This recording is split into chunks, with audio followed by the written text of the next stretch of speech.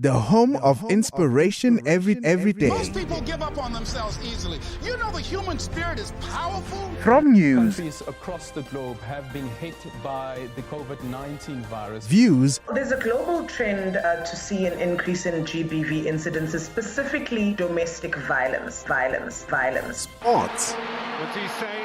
It's a really good ball. It's Shabalala. And music to inspire you every day.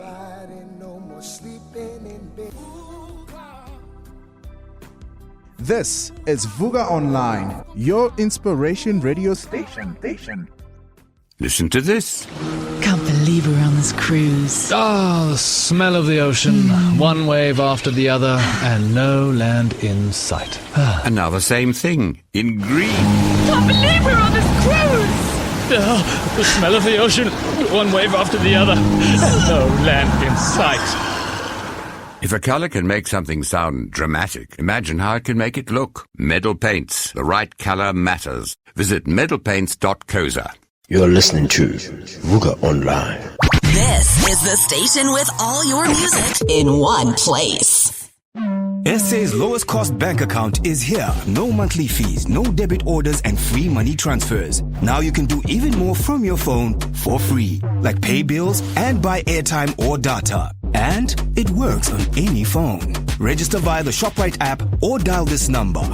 Powered by ShopRite.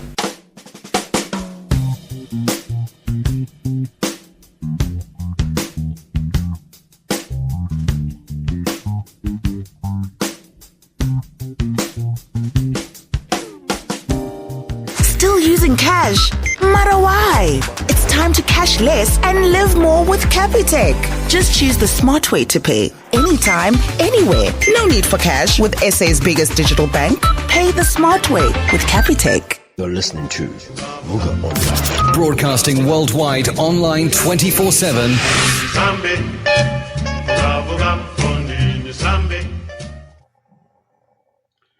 Welcome back to the show right here on Vuka Online Radio. This is The Cycle, the show that comes to you every Monday from 6 until 7 p.m. For the benefit of those who just joined us, tonight we will be reflecting on Women's Month, and we'll be joined by Nandi Mgijima later on the show to talk to us about her work as an activist and some of her thoughts with regards to Women's Month as we celebrate this month the women of 1956, and of course drawing lessons from the women of 1956 as to how do we empower women today and how do we shape the future for the women of this country. So that's the conversation that will be coming later right after the break, and then Nandi Mgijima will be joining us. But for now, we are looking into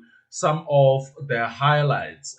A lot happened in the last few days. We are a very loud democracy, and that's what I like about South Africa, because we express ourselves, and that's the thing about democracy. We are allowed to voice our concerns. We are allowed to be loud. We are allowed to express ourselves in a way that sometimes might not be a good music to the listeners, to those who are in power. It might not be a good sound in the ears of those who in the echelons of power, but we express ourselves so that they know how we feel about the current state of the country. So a lot happened. We will be looking into the national dialogue that started on Friday. It ended on Saturday. We will be looking into the 45th SADC summit, which took place in Madagascar. It concluded last night. And we'll also be looking into the Marikana massacre. We know that every year we commemorate the lives of those who were killed, the 34 miners who were killed in Marikana. So those are some of the highlights, and of course we cannot go into all of the highlights that took place in the last few days. So let's start here. The 45th SADC summit in Madagascar concluded last night, as I've just said, This is a summit that comes every year. And this is where the leaders come together to really commit to peace, commit to stability in the region, and economic integration and development in the region in SADC. Of course, there are those who, in many cases, criticize this bloc because it's a bloc that many people say that it doesn't really. They don't call each other out. These brothers in the SADC region, they don't actually call each other out. It looks like they are complacent. It looks like they are just comfortable with the status quo, because if they were not comfortable with the status quo, they would be speaking a very strong message to their fellow leaders in Mozambique, their fellow leaders in Zimbabwe, where we have had of the reportings of human rights violations. And it looks like the SADC summit is just another meeting of brothers and sisters, because we also have heads of states in this region who are women. And sometimes they really don't call each other out in a very strong way to say that we cannot continue like this. It has to change. We have to respect the freedom of the press. We have to respect the freedom of expression, and make sure that people enjoy doing their work. Journalists in Zimbabwe can do their work without being intimidated.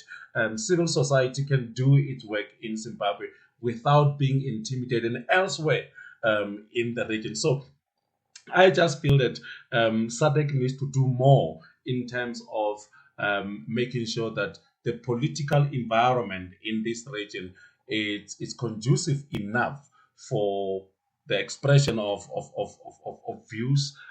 Do not suppress the views of the media. Do not suppress, journalists. Do not suppress civil society. Make sure that these people enjoy the freedom of expressing themselves, the freedom of organizing themselves, and the freedom of reporting on political matters. So that's what I think SADC should start to look into.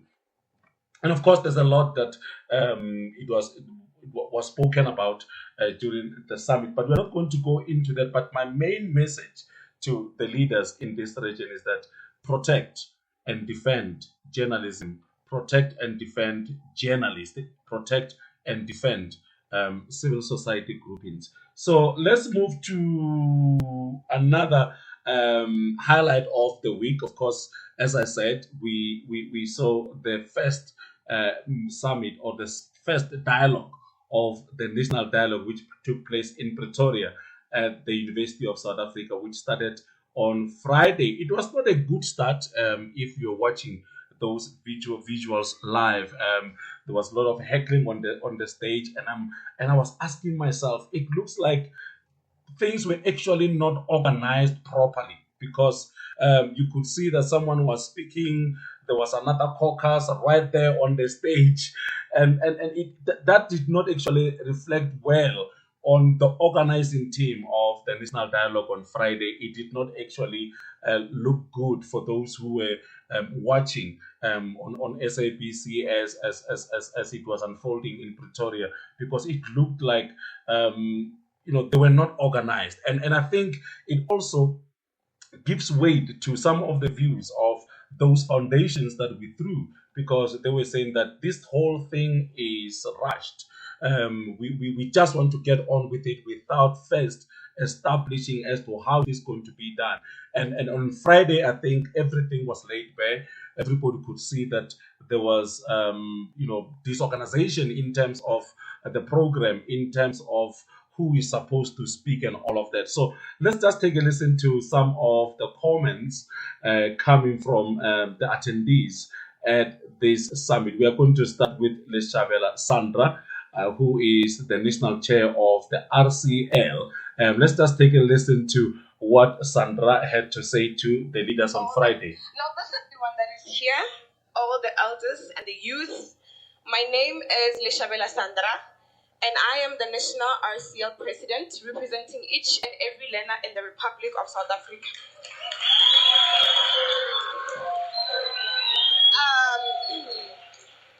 You know, Chair, representing the youth, we feel very disrespected. This is supposed to be a dialogue. Now, let me emphasize to you what a dialogue is. We speak our if I could please concerns. ask for you to pause. Can I please ask that we give her the opportunity to speak? Thank you. We'll be given an opportunity to speak and raise our concerns, and then the particular person in which we are addressing these concerns to listens. Now, this is one thing that the ministers and the head of state of this country needs to understand. They are living off a salary that they are paid by the people of the Republic of South Africa. So the least that they could do is to sit in and listen to the concerns of the people of the Republic of South Africa. Chair, I want to oppose to what the gentleman there at front said. He said we should say at least 5 things and then focus on them. The ANC has been in power for more than 15 years and nothing has happened in 15 years. So if this is the platform to raise each and every concerns without holding back, then we will raise those concerns, Chair.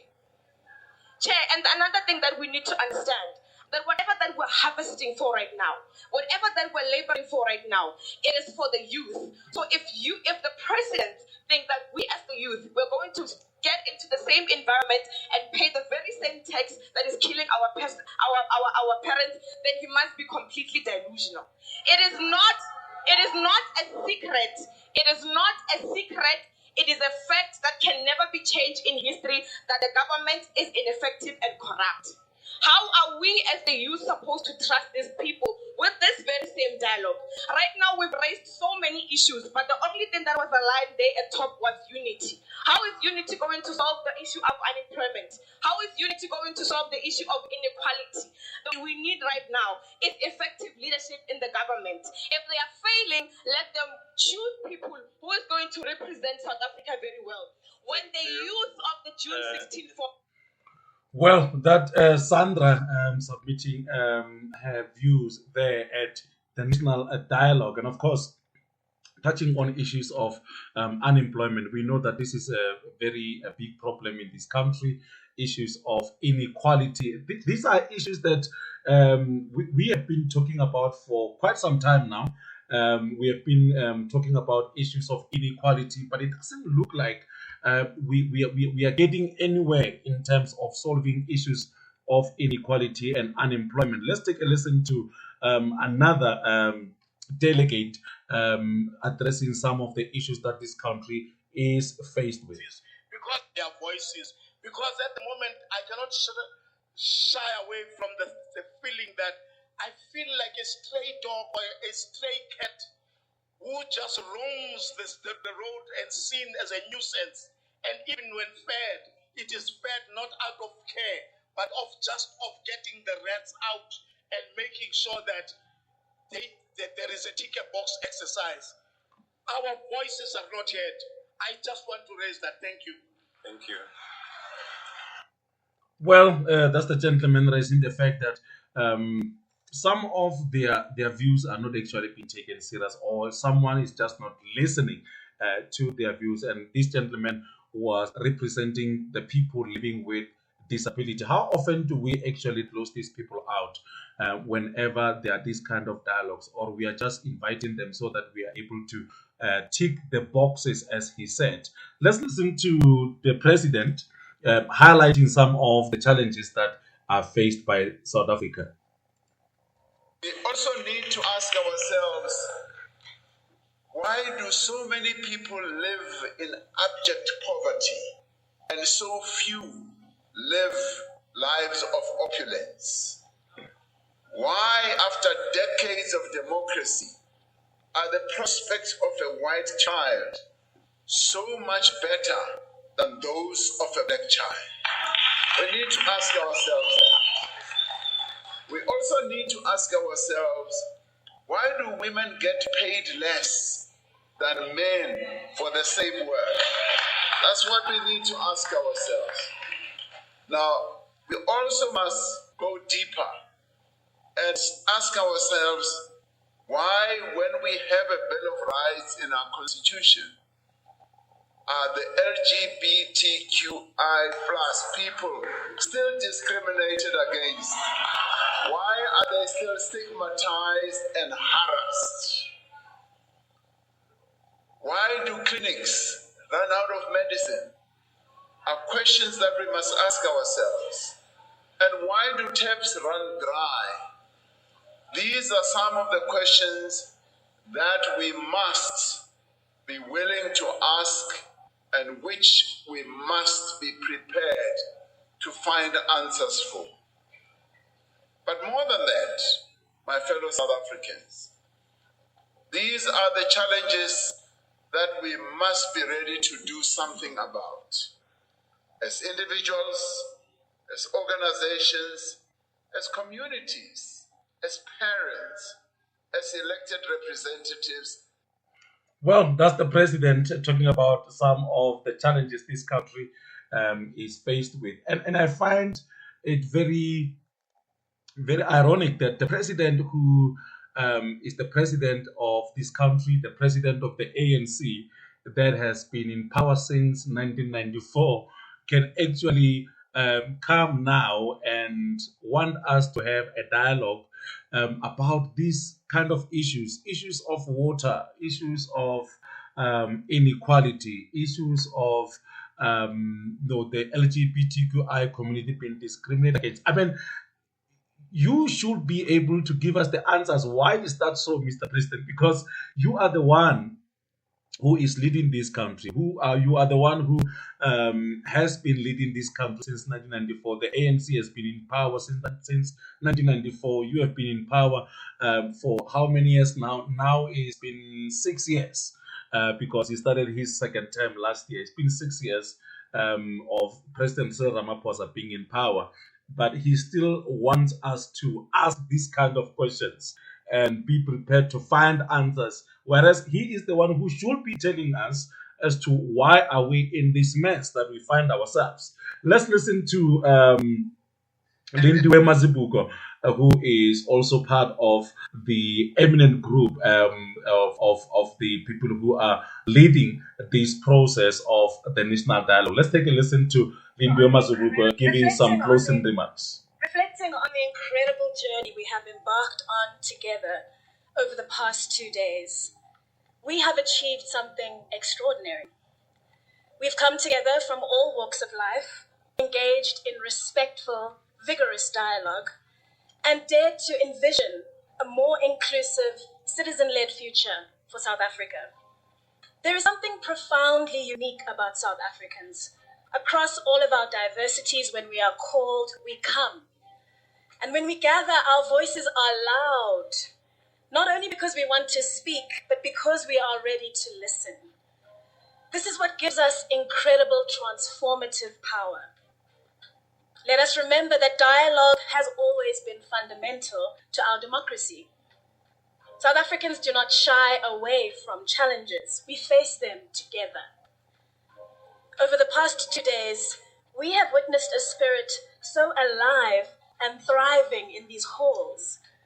Those who have stepped up to lead, young voices reminding us to be bolder, and communities claiming their role in shaping our country's future. This inaugural convention was never intended to provide all the answers. It's a foundational step, setting the agenda for the long journey ahead.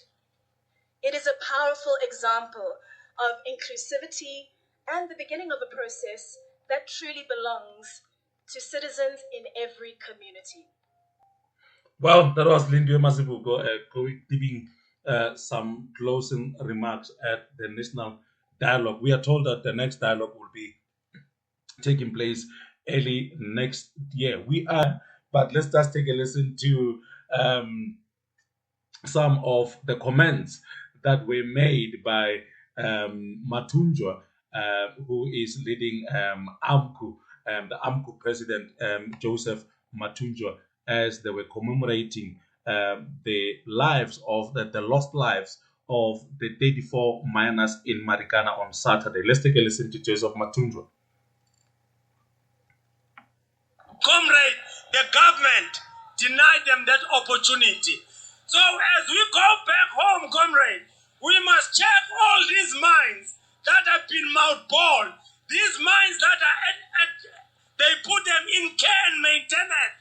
We must list them and go to the government as a community, as Labour Party, as AMCO to say, we want the license to open these mines.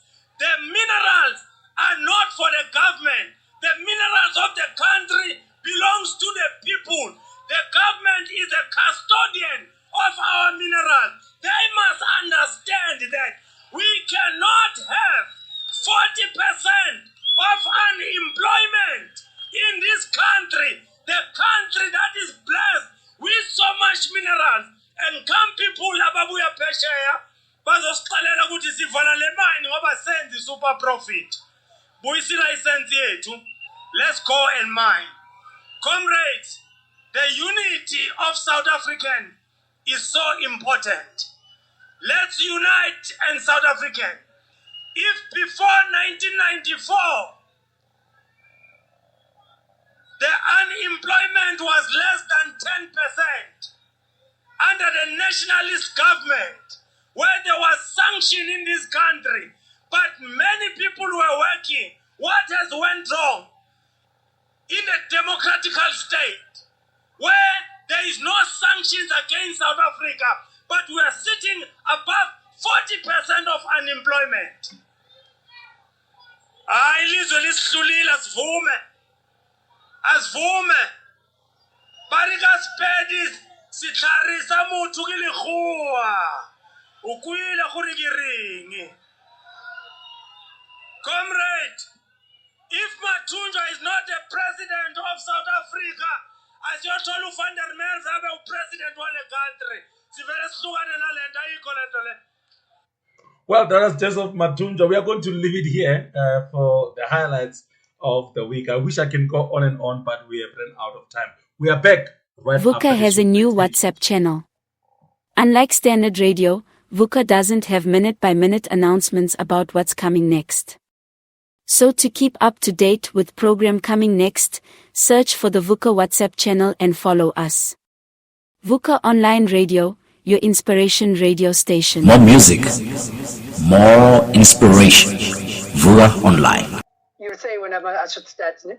Welcome back to the cycle this evening. As I said just before we took a break, we are joined by Nandi Mgijima, who is a feminist, who is an activist, someone who stands and fights for the rights of women in South Africa. So she is joining us now on the line to reflect on Women's Month.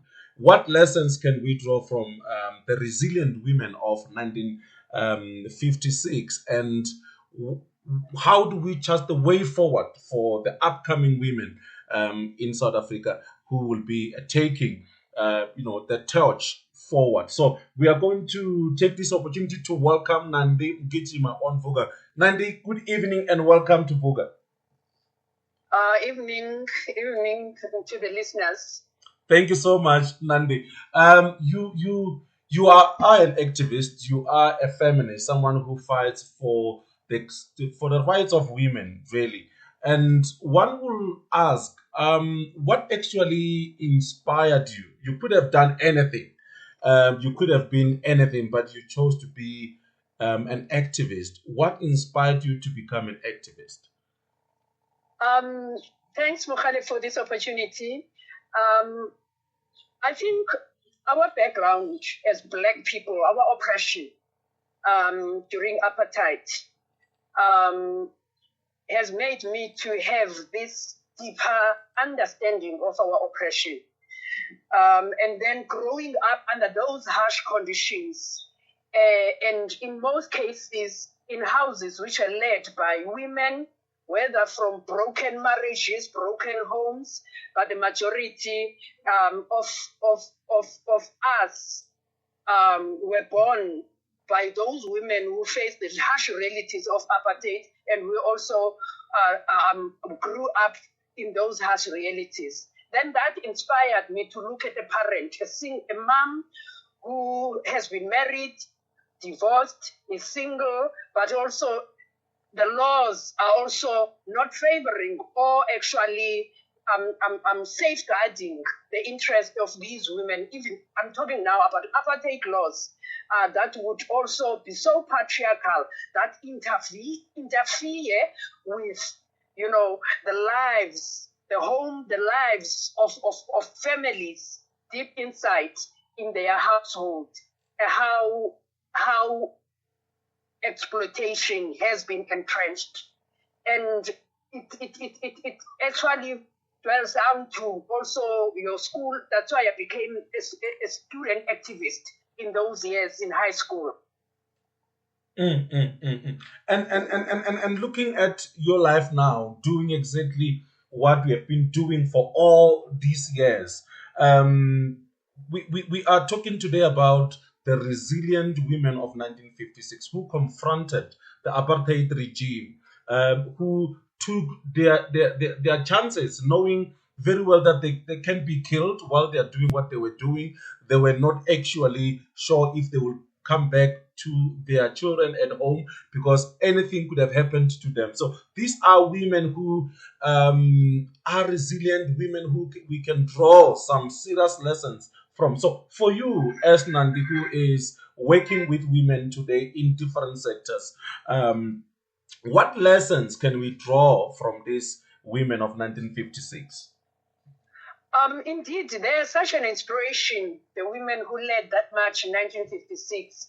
But also, as I want to say, also those who were also not in the forefront of the march, but in their own homes, when they were left by their male partners, their husbands, their young children who are men who were drawn into the mining sectors, gold, during the discovery of diamond and gold. Women who were left home shoulder the burden, carrying out the community, their homes, the entire villages, ensuring that lives, their children back home are actually fed. There's always fire, there's warmth, there is a dress, there is a jersey. Children are actually well cared for under those harsh realities.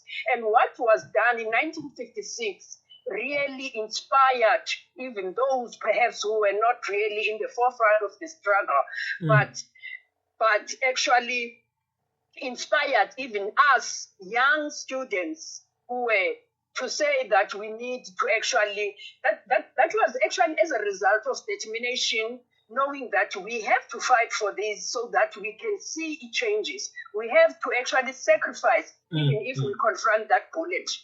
That inspired us even in high schools, even during primary schools, to see that now it's not because as we are all socialized in a patriarchal society, with always that thing that it's men who would go out there and confront those armed soldiers, those armored vehicles, which were unleashing violence against us. But those women, that's what actually inspired us. And it actually taught us, Uti, there is no other way. We have to confront the enemy. We have to make our demands. And that is what is still driving us. Although today with such a very fragmented society, because maybe of the promises of the 1994 project, but we still carry on in the midst of all those challenges, of the opportunities, and also those who see that we are not fighting for opportunities, but we are fighting for rights. And I'm sure you'll agree with me that many scholars, political leaders, and also the community in general, we have the belief that the future of South Africa, and of course even of the continent, it depends on the full inclusion of women, and women, they make up half of the continent's population. Yet restrictive laws, entrenched cultural norms, the socio-economic barriers continue to deepen the gender disparities, either in leadership, in economic activity, and also in financial access. What do you think should be done to really deal with all these issues that I've just spoken of? Mogale, I can't agree more with you. A piece of policy, a piece of a law, a paper or government institution that's still actually socialized in a very patriarchal form. And the interventions is for us to deepen the understanding as to why we say we want total liberation of women. It is not just a celebratory thing or wanting to reinvent discriminatory practices, but we need as society to understand have a deeper understanding of women's oppression. Let me give you an example. Once the state, either be it your local government, your provincial government, national government, once they don't provide water and sanitation services in my community, in Philippi where I stay, and they just give me this bare RDP house without any sanitation services, at times these toilets are erected outside of the household. Running water taps are erected, actually installed outside. What happens is the woman who actually has to see that we are cooking, has to see that at night there is a substitute of a toilet in the form of a bucket, that at night my children, when they want to relieve themselves, they use that bucket. Because there's no toilet that is installed by the government. The government installed the toilet outside, and when you go outside at night, you're risking your life to be actually in danger or all forms of violence that we face in this country.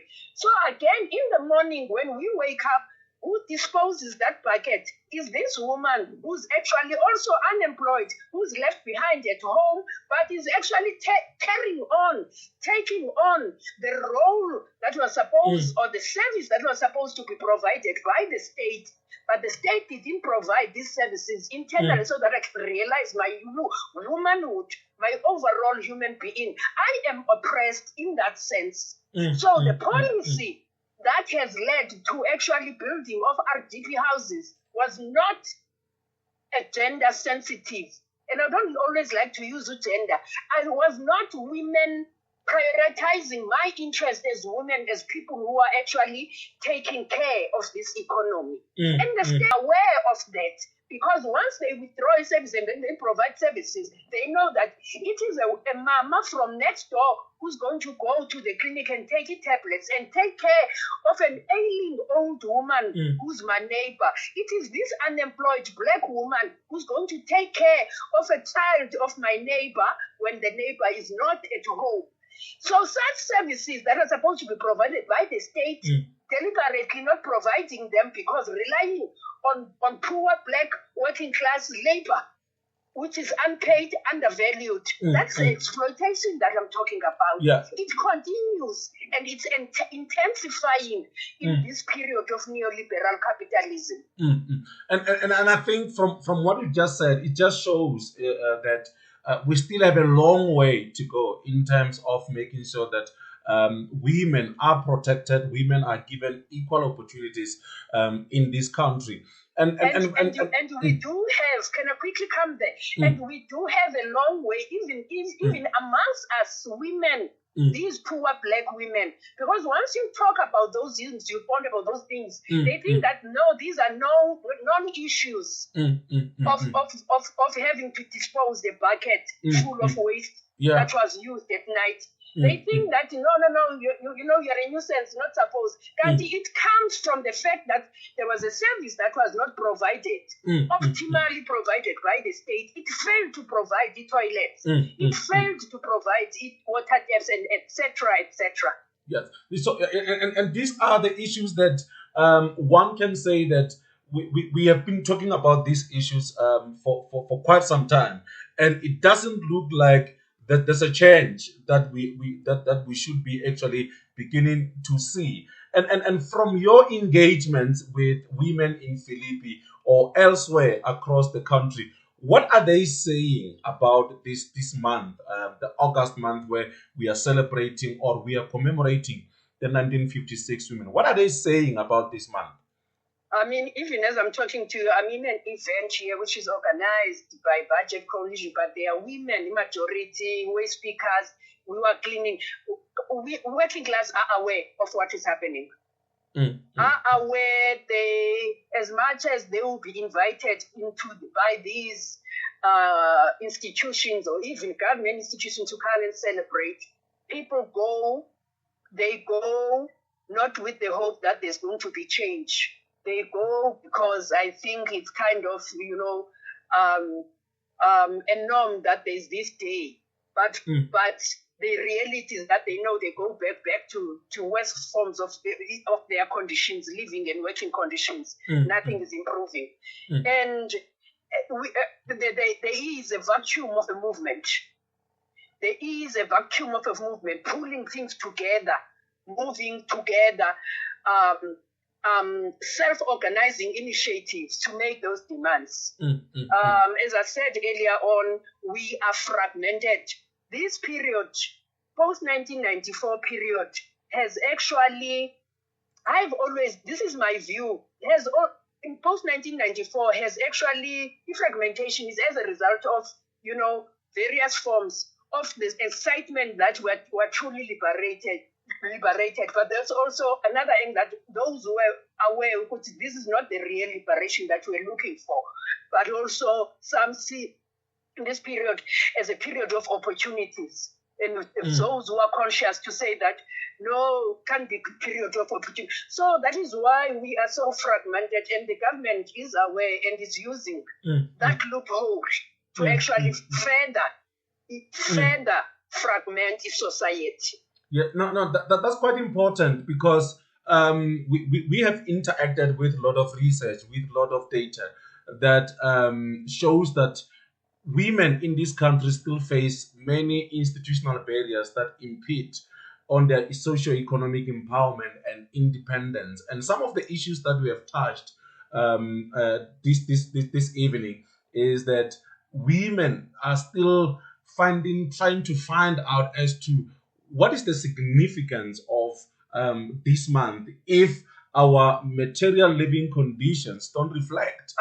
Yes. Yeah, there's nothing that we can point out to say that in the last 81 years of our democracy, the lives of women have changed. And we are running out of time, and I just want us to maybe in the next minute or so, just to conclude our conversation. I wish we can actually have a much longer discussion with you maybe in the coming weeks on issues of women.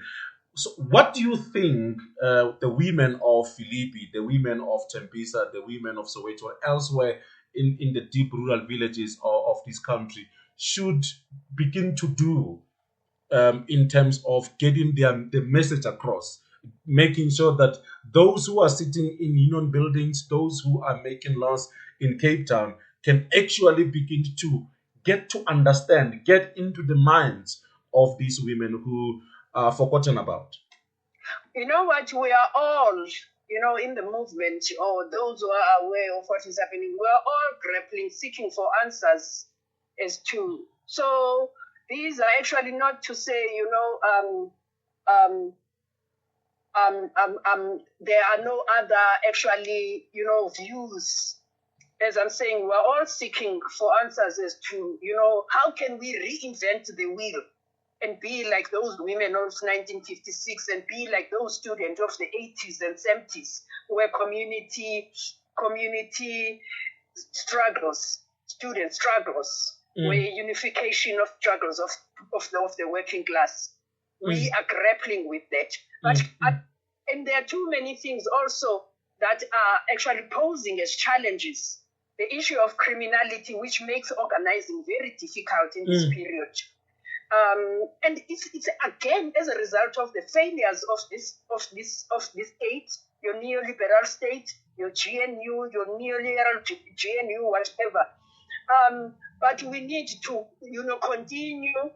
We need to persevere because we are faced with, a mammoth task of actually having to challenge these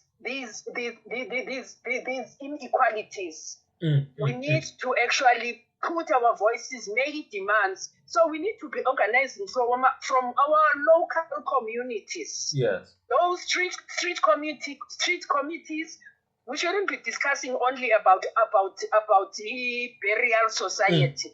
But we need to come out and say, I don't have electricity today. That's a struggle. It's not an embarrassment because there's a state that's supposed to be providing services. That is what I always say, that we need in those street committees to start actually in those communities openly talk about our struggles that are not as a result of our own making, are as a result of the government that is actually ruling this country, locally, provincially, whatever. We need to be frank. We shouldn't feel embarrassed as women that I'm poor. The economy is not in our hands. Yes. So thank you so much, Nandi. I know that we can go on and on about this because there's just a lot that women are going through in this country, and during this month of August, where we are reflecting on some of these issues that women are faced with, there's a lot that we can talk about, and I just want to take this time just to say thank you for making time with us this evening. Thank you so much, Nandi. Thank you, Khaled. Thanks, and to listeners. Thank you so much. Well, that was Nandi Mgijima joining us this evening just to talk about some of the issues that women of this country are, dealing with, faced with. I mean, we did not even get into issues that has to do with climate change, how it affects women. We did not even get into issues of gender-based violence. So there's a lot. Financial inclusion, women in business, even in military. There's a lot that we need to deal with. But unfortunately, this is where we are going to leave it for the cycle this evening. I promise that next time we'll make time so that we are able to touch on some of these issues. Until we meet again next week, Monday from 6 until 7 p.m. right here on Vuka Online Radio. It's a good evening from me, and God bless you.